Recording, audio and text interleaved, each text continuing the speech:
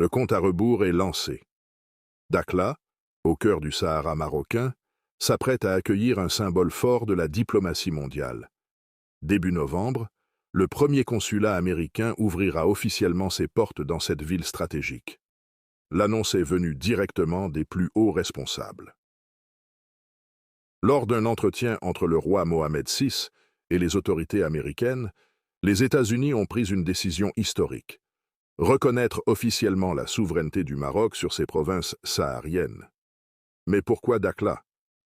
Ce choix n'est pas anodin.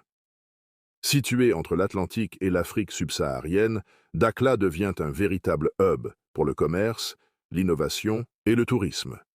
Une ville en pleine transformation qui attire de plus en plus d'investisseurs du monde entier. L'ouverture de ce consulat n'est pas un simple geste diplomatique. C'est un signal fort envoyé au monde par les États-Unis. Cela montre leur volonté de renforcer les relations avec le Maroc, un partenaire clé en Afrique. Ce soutien pourrait bien inspirer d'autres nations à faire de même et à investir dans la région.